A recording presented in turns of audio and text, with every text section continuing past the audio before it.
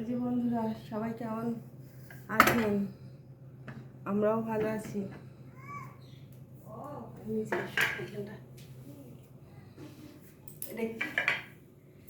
এই যে একটা তরমুজ নিয়ে এসছে, এটা কি হবে এখনো জানি না। কাটবো, কেটে দেখাবো। এটা কি লাল, দেখে তো মনে হচ্ছে লাল। এই তরমুজের গাছ যত সবুজ হবে তত নাকি লাল হয়, জানি না। আমি কাটি, কেটে দেখাচ্ছি। এই সামনেটা দেখো।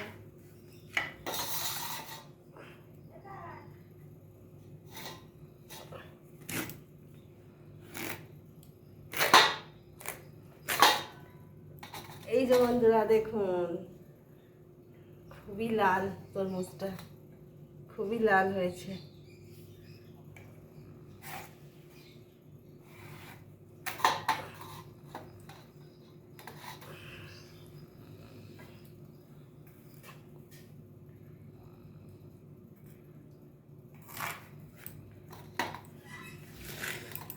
ভগবানকে তরমুজ দিলে এইভাবে খোলাকে ছাড়িয়ে ছাড়িয়ে দিতে হয়।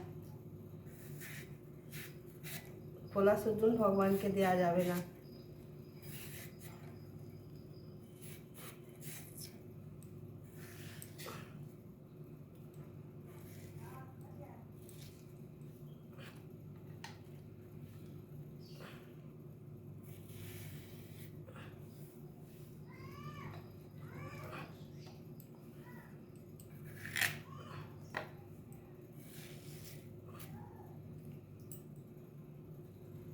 আপনারা ভগবানকে কিভাবে তরমুজ দেন জানাবেন।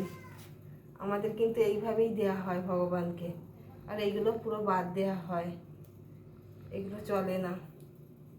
তরমুজটা এতটাই পাকা, পুরো বালি, বালির মতন পুরো গলে যাচ্ছে।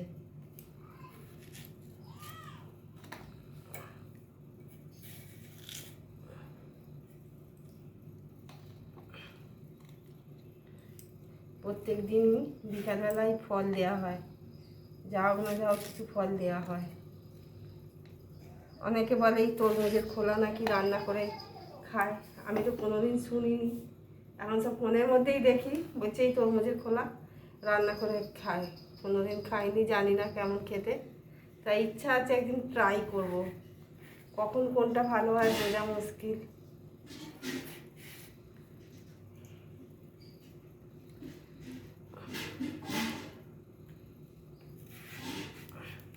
তরমুজটা খুবই পেকে গেছে।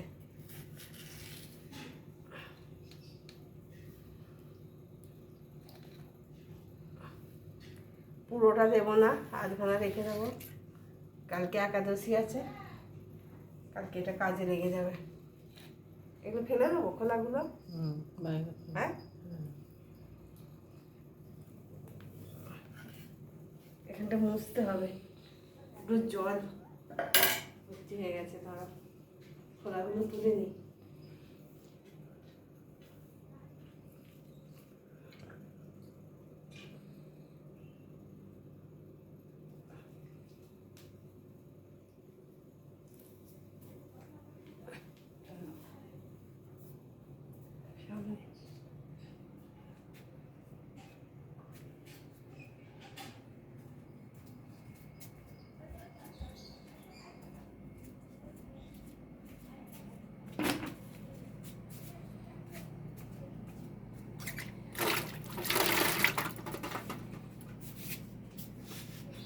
তরমুজ কাটা কমপ্লিট হয়ে গেছে, এগুলো এবার ভগবানকে দেওয়া হবে।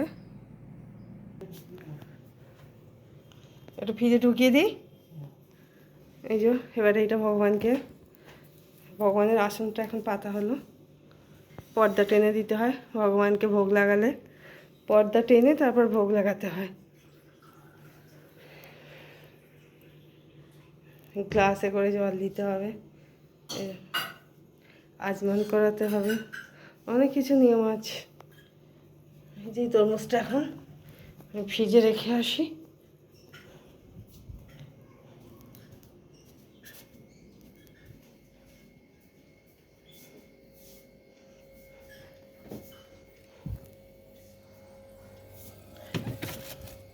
ফ্রিজ পুরো ভর্তি, আর রাখার জায়গা নেই ফ্রিজের মধ্যে কিছু, সব ফ্রিজ ভর্তি।